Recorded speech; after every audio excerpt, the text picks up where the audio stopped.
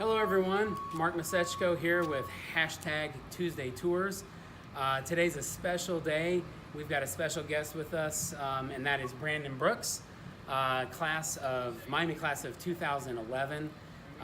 He is also a new Super Bowl champion with the Philadelphia Eagles, and we're excited to have him joining us today. He's also, the reason he's here with us today is commencement, and he is our featured 2018 spring commencement. And that was perfect. Little background music? Little background music. So Brandon, thank you so much for joining us. Appreciate it. Thanks for having me. I appreciate it. You bet. Those of you who want to rewatch the commencement can at miamioh.edu/commencement. All right, a couple questions. What's your favorite thing to do when you return to campus, to Miami and to Oxford? I feel like I'm really starting to get older when I say this, but I always drive through campus and check out the new buildings, see all the new stuff that's been up since I've been gone. Probably one of the biggest ones, obviously, is right here, the APC. Yeah. Coming back, I think, when did it get built? A couple years ago? Yep.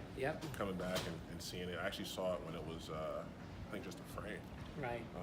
Seeing it's just been unbelievable what Miami has done as far as building new buildings, getting new equipment in and stuff to help the students. So.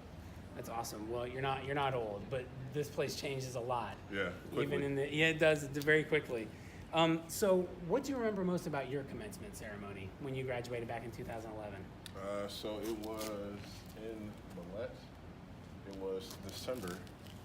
Gotcha.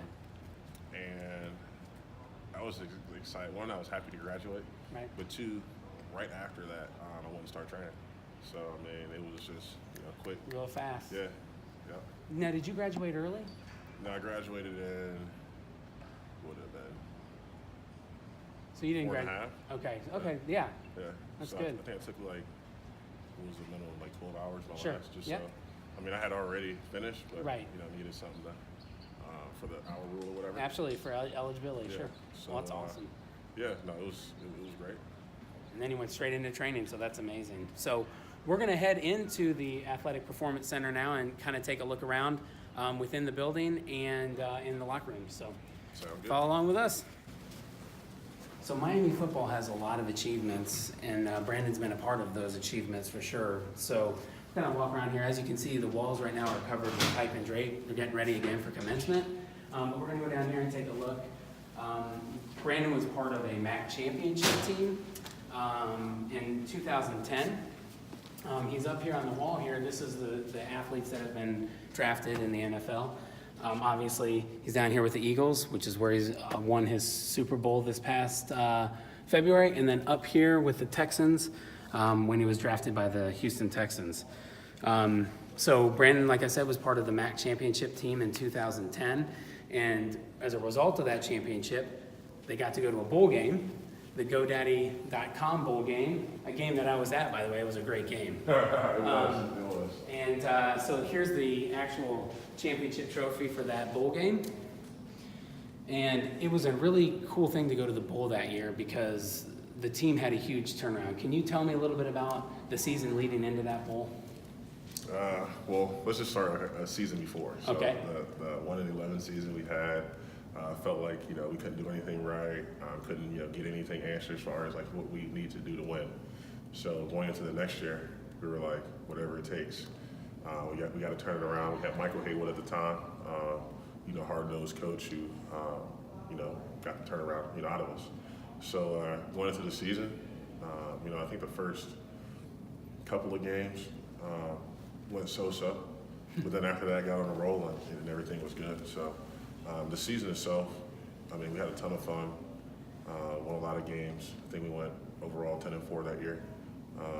Got the championship, which for me really was the icing on the cake. This is just extra right here. Right. Getting in the ring itself and winning the conference championship was the biggest thing for me. But got an opportunity to play in a bowl game. It was my only one in college, so wanted to make the most of it and get it done. Went down to, I believe it was in Mobile at the time. Yep. And there is absolutely nothing to do down there. We were trying to figure out, because I think we got down there a week early, we were trying to figure out where's the mall, where can we go hang out? Nothing. It was nothing. Well, I will tell you that it was a fun bowl experience because they had a lot of things closer to the game. You guys were down there a lot earlier than we were, but it was a cool game. That was a fun game, and that championship game was won on a. We were down, and we came one last drive and a long pass on like a 4th down. It was it was a great season. Chris Gibbons caught the tip pass. Yeah. I want to say I was not in this game, but in the MAC championship, and then Armand, they blew a coverage, and he ran a slant for a touchdown. And then we got here, and it was almost pretty much the same thing, where it came down to the last minute, and guys stepped up. I think that was probably the biggest thing from our season was no matter who was where on the field, guys stepped up all around, made plays. So it was great. Winning the bowl and everything. I remember Austin Boucher kissed Danica Patrick, like that was like the kissed her on the cheek, man. And it was like, geez, like he's really taking advantage of his time. There you go. She's the grand marshal of the bowl. I guess that makes sense. Right. So. Well, it's awesome. So we're actually going to move and take a look at the locker room. This is a spot that most people probably haven't seen, so I think it'll be fun for you folks at home to kind of check that out. One of the coolest things. That's pretty fancy. It is. So, obviously, this is exactly what you had when you were playing here, right? This type of nice locker room? No, not at all. It was concrete walls, metal lockers, box TVs, if that tells you when I was here. Nice. What was going on. No touch screens, none of that.